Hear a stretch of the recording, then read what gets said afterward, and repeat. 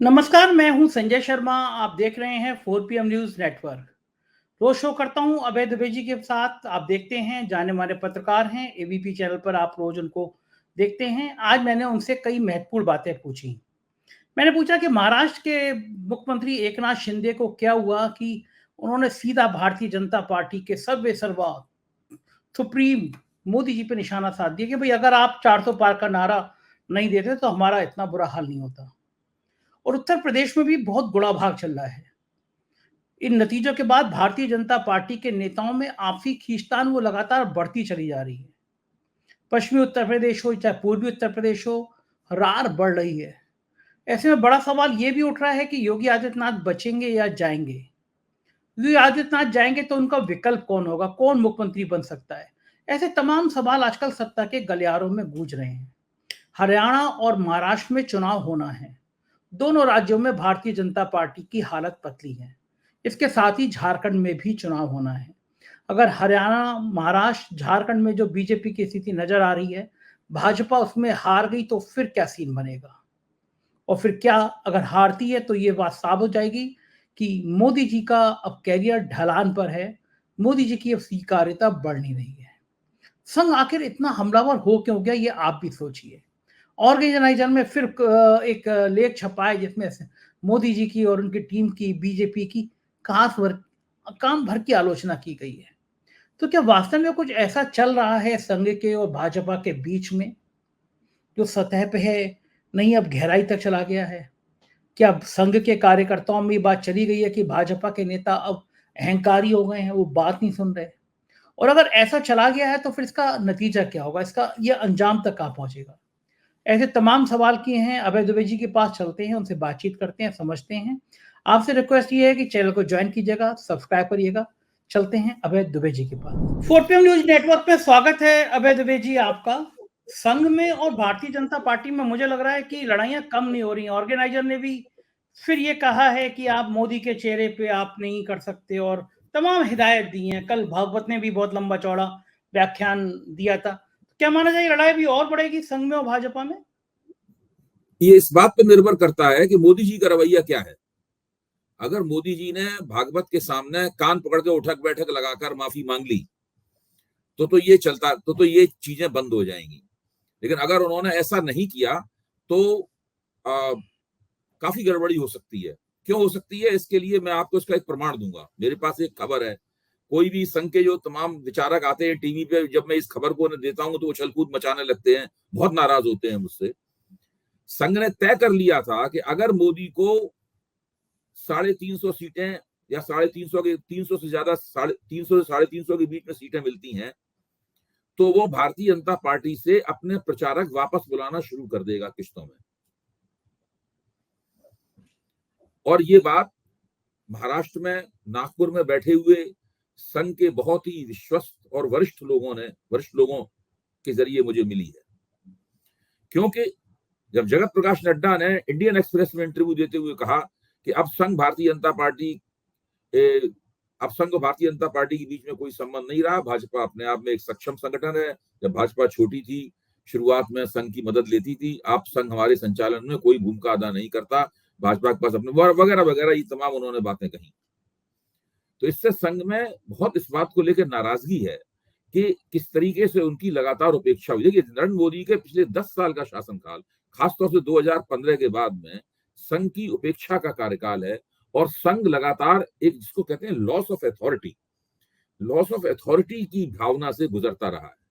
Bharatiya Janata party पहले जनसंघ के रूप में संघ द्वारा जन्म दी गई और भारतीय जनता पार्टी ही उसका राष्ट्रीय अध्यक्ष ये कहे कि संघ हमारे संचालन में कोई भूमिका नहीं निभाता। भारतीय जनता पार्टी से पूछ के नरेंद्र मोदी कोई काम नहीं करते थे। जब वो गुजरात के मुख्यमंत्री थे तब भी नहीं करते थे, इसलिए संघ नहीं चाहता था कि नरेंद्र मोदी को प्रधानमंत्री पद का उम्मीदवार घोषित किया जाए। दो अध्यक्षों को, राजनाथ सिंह, उससे पहले नितिन गडकरी को, संघ ने जिम्मेदारी दी थी कि ये व्यक्ति किसी भी तरीके से प्रधानमंत्री पद का उम्मीदवार न बन पाए। लेकिन दिल्ली में जो भाजपा के नेता थे, उनका जो आपसी सिर फुटबॉल था, उनका जो आपसी लतियाव था, और उनकी साख बिल्कुल गिर गई थी, क्योंकि वो कांग्रेस के साथ बड़ा हेलमेल करके उन्होंने विपक्ष के नेता की 10 साल विपक्ष की 10 साल भूमिका निभाई थी। लोग कहते थे इन लोगों में फ्रेंडली फाइट होती रहती है, सुषमा स्वराज, अरुण जेटली वगैरह में, तो इनकी कोई साख नहीं थी।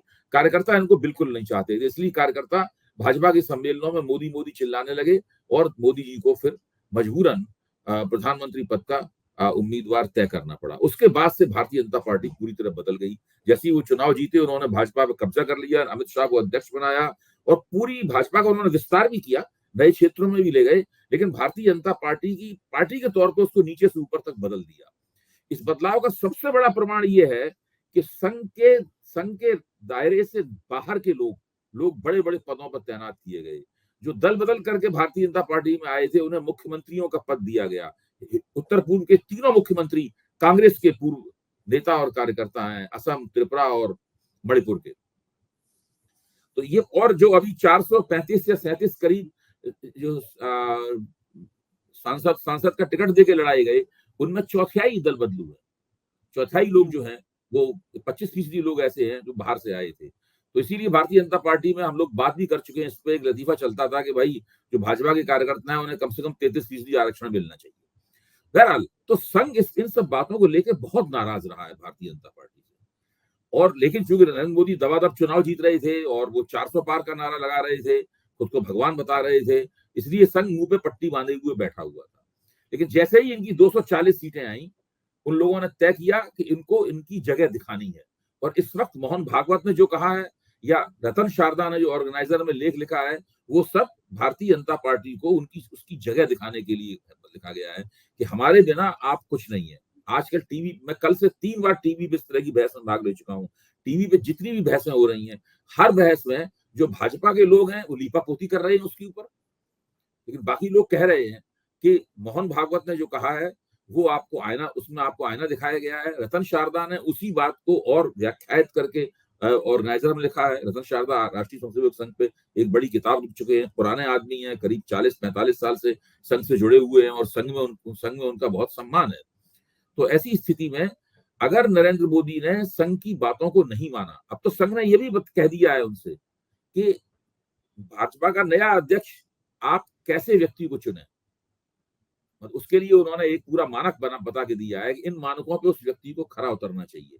अब देखना यह है कि नरेंद्र मोदी कितना इन बातों को मानते हैं और कितना अभी भी गुजरात वाला और पिछले 10 साल वाला रवैया जारी रखते हैं। लेकिन आपको लगता है अवैध जी कि जो रवैया रहता है, जो तेवर रहते हैं नरेंद्र मोदी के, वो झुक जाएंगे, वो कंप्रोमाइज कर लेंगे? अभी तक तो वो कंप्रोमाइज करते हुए कहीं नजर आए नहीं है कभी भी। नहीं, मैं तो मानता हूं कंप्रोमाइज कर रहे हैं। कंप्रोमाइज है कि जो राजनेता है, अगर वो इस बात को नहीं समझता है कि सत्ता को बनाए रखने के लिए कहां तक कंप्रोमाइज करना पड़ेगा, कहां पे हेकड़ी दिखानी पड़ेगी, कहां पे डांट डपट करनी पड़ेगी, कहां धमकाना पड़ेगा, नरेंद्र मोदी में ये सारी खूबियां मैं पहले से मानता हूं कि हैं। इसीलिए पहले मैं व्यंग से कहता था कि जैसे ही वो गठजोड़ राजनीति उनकी मजबूरी बनी, वैसे ही वो पूरी कोशिश करेंगे कि उनके अंदर से अटल बिहारी वाजपेयी निकल आए। और अब वो बिल्कुल, अब आप देखिए ना, चित्रों को देखिए, सोशल मीडिया पे वो तमाम तस्वीरें वायरल हो रही हैं जिसमें लोग, अब लाइन में लोग खड़े हुए हैं, उसमें जेपी नड्डा हैं, उसमें अमित शाह हैं, उसमें राजनाथ सिंह हैं, उसमें नितिन गडकरी हैं, तो उसमें कौन कितना झुका हुआ है और कौन कितना तना हुआ है, वो तस्वीर साफ बताती। इसी तरीके से नीतीश कुमार अपने जो जेडीयू के लोग जिनको मंत्रिमंडल में लिया गया है उनसे परिचय करा रहे हैं, तो बिल्कुल नरेंद्र मोदी से इस तरह बात कर रहे हैं, नरेंद्र मोदी को कोई पुराने दोस्त हो। मतलब ऐसा नहीं नरेंद्र मोदी के सामने वो झुके जा रहे हो। तो बिल्कुल हर पूरा माहौल पूरी तरीके से बदल गया है और हालात इस तरीके के हैं कि अगर नरेंद्र मोदी ने अपना पिछला घमंड वाला रवैया जारी रखा, अहंकार वाला रवैया जारी रखा, तो उनके जो, भले ही उनकी सीटें बहुत कम हैं, उनकी 240 हैं, इनके पास 16, इनके पास 15 और 13 और 28 सीटें ज्यादा हैं, लेकिन इतना बड़ा झटका ये लोग देंगे, इससे ये लोग संभल नहीं पाएंगे।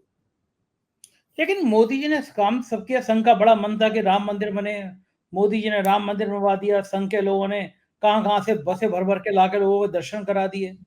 अब वाला बात है, मोदी जब राम मंदिर का नाम नहीं लेते, जय जगन्नाथ का। ये तक काफी दिया जा रहा है कि आखिरकार मोदी ने किया क्या है, मोदी ने संघ के एजेंडे को लागू किया है। देखिए, इतना ये काफी नहीं होता है। मोदी जी के पास तो और कोई एजेंडा ही नहीं है लागू, ऐसा मोदी जी के पास कोई पैरेलल एजेंडा था क्या? भाई मोदी जी जो भी करेंगे आखिरकार संघ के एजेंडे को ही लागू करेंगे। सवाल ये नहीं है, जैसे कि आप उस पिता की कल्पना कीजिए, इसने अपने बेटे को अपना सारा बिजनेस सौंप दिया है, लेकिन वो जो भी सलाह, बेटा उस बिजनेस को आगे भी बढ़ा रहा है, नाकाम भी नहीं है, लेकिन वो जो भी सलाह देता है वो बेटा उसका मखौल बनाता है, अपने पिता को बार बार याद दिलाता है कि उसने उनकी बात नहीं मानी इसलिए वो कामयाब है। इस चीज को कहते हैं कि फादर का बेटे के मुकाबले लॉस ऑफ अथॉरिटी, प्राधिकार का क्षय। ये चीज बहुत ज्यादा तंग करती है। ये चीज उस सफलता के मुकाबले ज्यादा दुखदाई है, जो सफलता की खुशी के मुकाबले ज्यादा दुखदाई है जो कि मिल रही है। आप मोहन भागवत के भाषण पे गौर कीजिए, उन्होंने क्या कहा है कि जनसेवा आप कर रहे हैं, लेकिन जनसेवा करते समय आपके मन में अहंकार नहीं आना चाहिए, और ये आपको बार बार नहीं कहना चाहिए कि आपने ये काम आपने किया है। निर्लिप्त होकर जनसेवा करनी चाहिए। इन सब बातों का एक व्यवहारिक, ये केवल आध्यात्मिक किस्म का उपदेश नहीं है, इन सब बातों का व्यवहारिक मतलब है कि आप जो कर रहे हैं ये एजेंडा आपको हमने बना के दिया है, आपने हमारा एजेंडा लागू किया है, आपका कोई एजेंडा नहीं था अलग से, आपके पास कोई विशेष एजेंडा नहीं था, और है भी नहीं मोदी जी के पास कोई एजेंडा। मोदी जी के पास इतना ज्ञान नहीं है कि वो अपना पैरेलल एजेंडा तैयार कर सकें संघ के मुकाबले। सारी जिंदगी उनकी संघ में गुजरी है, वो हिंदुत्ववादी विचारधारा के अलावा और उसकी विचारधारात्मक मांगे हैं उनके अलावा और वो कुछ नहीं कर सकते। तो मैं ये मानता हूं कि जिस एजेंडे के बारे में कहा जाता है कि संघ बहुत खुश होगा, संघ खुश नहीं है उस एजेंडे के लागू होने के बावजूद। एक बात तो है वैसे अभय दुबे जी, संघ ने कहते ना भेगो भेगो के मारना, संघ इस नतीजे के बाद रोज भेगो भेगो के मार रहा है। मतलब मोदी कर्नाटक के चुनाव से ही जारी है, कर्नाटक के चुनाव से ही चल रहा है ये। आपको ध्यान होगा कर्नाटक के चुनाव में मोहन भागवत ने तो भाषण नहीं दिया था, लेकिन ऑर्गेनाइजर में एक लेख छपा था जो बहुत विख्यात लेख, उसमें बहुत चर्चा हुई है, हम लोग भी चर्चा कर चुके हैं 4 PM के मंच पे। इसमें उन्होंने कहा था केवल मोदी के नाम पर, हिंदुत्व के नाम पर, मंदिर अंदिर के नाम पर नहीं चुनाव जीता जा सकता। कर्नाटक के चुनाव से ये स्पष्ट हो गया है। तो उस बात मोदी के समर्थकों ने कहा कि ये कोई संघ का आधिकारिक विचार नहीं है, ये तो ऑर्गेनाइजर में छपा है, ये पता नहीं किसने लिखा है, ये तो किसी व्यक्ति की स्वतंत्र राय है अपने आप में। इस तरह करके उस चीज को दरकिनार कर दिया गया। लेकिन आज मणिपुर के सवाल पे मोहन भागवत ने जो राय दी थी, खुद जयराम रमेश ने कहा है कि अगर मोहन भागवत की राय नरेंद्र मोदी मणिपुर पे मान लेते तो आज मणिपुर की स्थिति इतनी खराब नहीं होती। देखिए, वो लगातार इस बात पे राय देते रहे हैं, और उन्होंने जो बहुत सी राय दी है उसको नरेंद्र मोदी ने माना भी है। जैसे कि जब उन्होंने कहा कि भाई मुसलमान जो है वो हमारे ही डीएनए के हैं, हमारा डीएनए उनका डीएनए अलग नहीं है। उसी के बाद नरेंद्र मोदी ने कहा कि भाई जो पसमानदा मुसलमान है उनके बीच में हम स्नेह यात्राएं निकालेंगे, इस बात का उन्होंने आह्वान किया। तो वो करते हैं उस काम को, लेकिन उनकी जो शैली है वो शैली बहुत ही निरंकुश किस्म की शैली है। जो चीज हमें ऑटोक्रेसी लगती है वो संघ के प्रति भी, संघ के ऊपर भी ऑटोक्रेसी है। मेरा मानना है उन्होंने बहुत सारे स्वयंसेवकों के मन में ऐसा भाव है जैसे कि उनका दमन किया गया हो।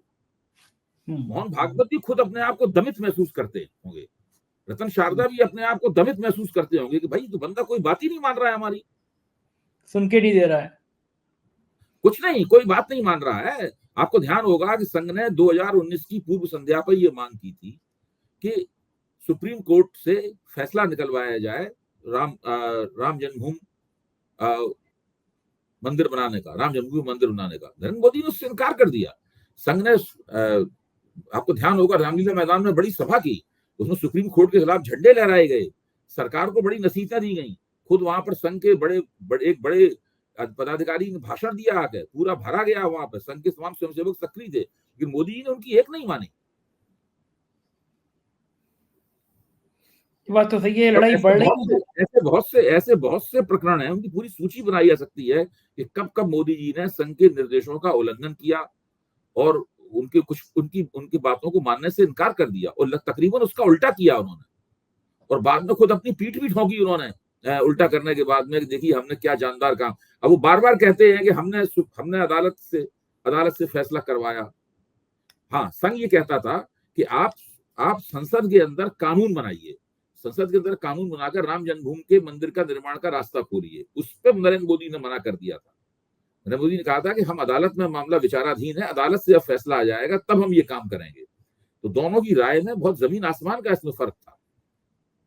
हाँ, लेकिन अब इधर ये जंग चल रही है, उधर नीतीश को लेके खबरें आ रही हैं कि नीतीश खुश नहीं है, रेल मंत्रालय को लेके बहुत उनके दिल में वो आहत है। पहले दिन से ही नाराज हैं, वो पहले दिन से ही नाराज हैं। जब शुरू में जो फार्मूला तय हुआ था दोनों के बीच सत्ता का बंटवारा कैसा हो, तो नीतीश ने वहां पर 3 कैबिनेट रैंक के मंत्रियों की मांग की थी, और जिन मंत्रालयों की मांग की थी उसमें रेल मंत्रालय भी थी। वो पूरी नीतीश मानते हैं। पहली बात तो यह है कि रेल मंत्रालय पे 12-13 रेल मंत्री आजादी के बाद हुए हैं, सारे बिहार के हुए, सब बिहारी हुए, अब बिहार के हुए, और नीतीश कुमार खुद रेल मंत्री रह चुके हैं, लालू यादव भी रेल मंत्री रह चुके हैं। तो ये वो बिहारी मानते हैं कि रेल मंत्रालय पे हमारा हक है। दूसरी बात, रेल मंत्रालय का बजट बहुत बड़ा होता है, उसमें लोगों को रोजगार देने की उस मंत्रालय में बहुत क्षमता है, इसलिए ये सब बहुत महत्वपूर्ण बातें हैं रेल मंत्रालय की। लेकिन इधर नरेंद्र मोदी ने क्या कर रखा, उन्होंने अश्विनी वैष्णव को रेल मंत्री पिछली बार बनाया, और बनाने के बाद में जो वो बुलेट ट्रेन वाला प्रोजेक्ट उनसे लागू करवाना चाहते हैं अश्विनी वैष्णव से, उन्हें कुछ इससे संबंधित कुछ अनुभव भी है उनको, और वो प्रोजेक्ट उनका ड्रीम प्रोजेक्ट मानते हैं नरेंद्र मोदी अपना, कि भाई बुलेट ट्रेन तो हिंदुस्तान में चलनी चाहिए, अब भले ही उसमें कितने भी पैसे खर्च हो जाए, कुछ भी हो। इसलिए वो अश्विनी वैष्णव को छोड़ने के लिए तैयार नहीं है, इसलिए नीतीश कुमार की उन्होंने बात मानी नहीं। इसकी वजह से जनता दल यूनाइटेड नाराज ही है, न तो उसके मन के मंत्रालय मिले, न का मंत्रालय मिला है, और न ही उन तीन कैबिनेट रैंक के मंत्री मिले हैं। कि नाराजगी क्या गोल खिला सकती है? देखिए, ये सब चीजें धीरे धीरे स्पष्ट होंगी। देखिए, सबको सत्ता चाहिए, सत्ता मिलने की जो परिस्थिति है उसको गड़बड़ा के कोई नहीं, राष्ट्रीय स्वयंसेवक संघ भी नहीं चाहता ये, वो नरेंद्र मोदी से मंच के ऊपर कोई विवाद नहीं करना चाहता, खुल के कोई विवाद नहीं होगा, सारे काम जो हैं पीछे होंगे, और हम लोगों को गहरी नजर से देख के उन्हें समझना होगा कि ये कैसे हो रहा है। हम लोगों को एक एक बयान को पर ध्यान देना होगा, उसको डिकोड करना होगा। इस क्षेत्रों के जो विशेषज्ञ लोग हैं, खासतौर से बिहार की राजनीति पे जो बहुत गहरी नजर रखने वाले पत्रकार हैं, जो जनता दल यू में अंदर घुसे हुए हैं, वो सब बातें खोज के निकालेंगे उसके अंदर से, वो हम लोगों तक भी पहुंचेंगी, हमारे भी मित्र हैं, हम उनसे जान लेंगे उन बातों को। इस तरह करके धीरे धीरे बात साफ होगी। अब जब सरकार आगे काम करेगी, मंत्री काम करना शुरू करेंगे, तब एक दूसरा अंतर्विरोध ये पैदा होगा, कंडक्शन ये पैदा होगा कि पीएमओ उनके कामकाज में हस्तक्षेप करेगा, उनसे कहेगा कि इस काम को ऐसे ऐसे कीजिए, उनके पास एजेंडे भिजवाए जाएंगे कि आप ये काम ये कीजिए, ये काम ये कीजिए। संघ चाहेगा कि वहां पे जो उनके पॉइंटमैन नियुक्त होते हैं वो पॉइंटमैन नियुक्त हों, वो मंत्री उनके पॉइंटमैन नियुक्त नहीं करेंगे, तो पहला तो झगड़ा है इस बात को। फिर वो पीएमओ की बात मानने से इनकार कर देंगे, उससे झगड़ा शुरू होगा। इस तरह करके बहुत सारे तनाव और बहुत सारे अंतर्विरोध पैदा होंगे, और इसमें बहुत समय नहीं लगेगा, लेकिन फिर भी 5-6 महीने का समय लग सकता है इन चीजों के जमा होने में। तब तक क्या होगा, तब तक इन 3 राज्यों के चुनाव हो जाएंगे। हाँ, वो भी बड़ा इंपॉर्टेंट है, झारखंड का, महाराष्ट्र का और हरियाणा का। और इन 3 राज्यों के चुनाव में जैसे ही भारतीय जनता पार्टी हारेगी, वैसे ही इस बात तो मोहर लग जाएगी कि नरेंद्र मोदी लगातार ढलान पे फिसल रहे हैं, उनकी रिकवरी नहीं हो रही है। अभी देखिए, उड़ीसा में सरकार बनाने का जश्न मना रहे हैं, ठीक है, उड़ीसा में उन्होंने सरकार बना ली, लेकिन ये जश्न कैसा है आप जानते हैं? आपको ध्यान होगा कि आंकड़े आपने देखे होंगे, बीजू जनता दल को कितने वोट मिले हैं? बीजू जनता दल को 40.22% वोट मिले हैं, और भाजपा को कितने वोट मिले हैं? 40.07%। यानी भाजपा 42 वोट के प्रतिशत में बीजू जनता दल से पीछे है। बहुत कम अंतर से 15-20 सीटें वो ज्यादा जीत गए हैं भाजपा वाले, इनसे बहुत कम अंतर से। जिन 2 उप मुख्यमंत्रियों को बनाया है वो भी बहुत कम अंतर से जीते हुए हैं, उनके अंतर आज छपे हैं अखबारों में। तो वहां पे कांग्रेस इस गेम में है नहीं, वो बहुत पीछे है, उसे केवल 13.26 वोट मिले हैं वहां पर। लेकिन जैसे ही वहां सरकार आगे बढ़ेगी, वैसे ही बीजू जनता दल बहुत शक्तिशाली विपक्ष के रूप में अपना काम करेगा। ये मानना इन लोगों की भूल है, एक बार हम आ गए तो उसके बाद हम जमे रहेंगे। उड़ीसा की जमीन भारतीय जनता पार्टी के लिए बहुत ही कठिन साबित होने वाली है। अच्छा, उड़ीसा तो होता, लेकिन महाराष्ट्र में शिंदे ने कह दिया भैया ये जो मामला हुआ है हमारे, ये 400 पार का नारा है, सीधा उससे तो 400 पार के नारे पे इनके टिका दी कि भैया आप 400 पार का नारा ना देते तो हम हारते नहीं। शिंदे की इस लाइन जनता दल यूनाइटेड के बाद में दूसरी सबसे ज्यादा असंतुष्ट शक्ति है वो श्रीकांत शिंदे की शिवसेना है। वो तो, उनको तो कोई कैबिनेट रैंक का मंत्री पद भी नहीं मिला है, उनको तो राज्य मंत्री पद में ही निपटा दिया गया है। बहुत नाराज हैं वो लोग, और उन्होंने अपनी नाराजगी भारतीय जनता पार्टी को बता भी दी है। ये सब मत समझिए कि इस तरीके से बहुत चलता रहेगा।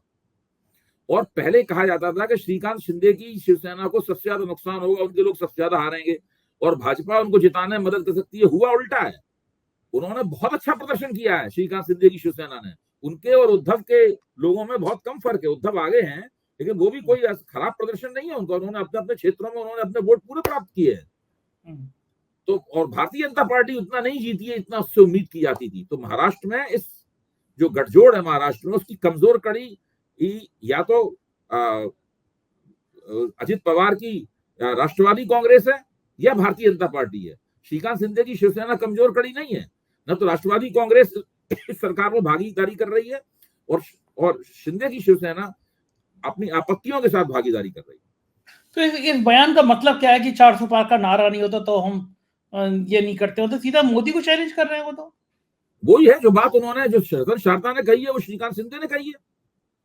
रतन शारदा ने तो यही कहा है ना, रतन कहा कि आपने 400 पार का नारा दिया, उसके एक बुलबुला बन गया और आप उस बुलबुले के अंदर रहने लगे। यही तो उन्होंने लेख में लिखा है उन्होंने। देखिए 400 पार का नारा, 400 पार के नारे पे एक बड़ी अच्छी समीक्षा की टिप्पणी आई, वो भी आपके साथ में शेयर करना चाहता हूं कि जब 400 पार का नारा दिया गया तो अब की बार 400 पार, तो उससे स्पष्ट नहीं होता था कि इससे कौन सा मकसद आप हल करना चाहते हैं। हाँ, ठीक बात है। हाँ, तो विपक्ष ने उसको परिभाषित किया कि भाई इससे ये कोई संविधान में कुछ गड़बड़ झाला करना चाहते हैं, संविधान को नुकसान पहुंचाना चाहते हैं, आरक्षण को नुकसान पहुंचाना चाहते हैं। इन्होंने तो कभी स्पष्टीकरण दिया नहीं उसका 400 पार क्यों चाहते हैं आप। अच्छा, इनके लोगों को समझ में आया कि 400 पार हम इसलिए चाहते हैं हम संविधान बदल सकें। कहा भी गया, लल्लू सिंह ने कहा, अनंत हेगड़े ने कहा और कई लोगों ने इस बात को कहा। तो भाजपा की तरफ से जो शुरू में आया वो यही था कि संविधान बदलना चाहते हैं, उसको विपक्ष ने पकड़ लिया और भाजपा को ये बहुत बड़ा धोबी पाठ साबित हुआ भाजपा के लिए। बिल्कुल ठीक बात है। और आखिर में मैं आपको यूपी का और पूछना चाहूंगा, यूपी में जो सियासत चल रही है, क्या लगता है आपको योगी आदित्यनाथ की सीट का कुछ खतरा है या कुछ नहीं है? भाई, भारतीय जनता पार्टी के गले में योगी जी अटके हुए हैं।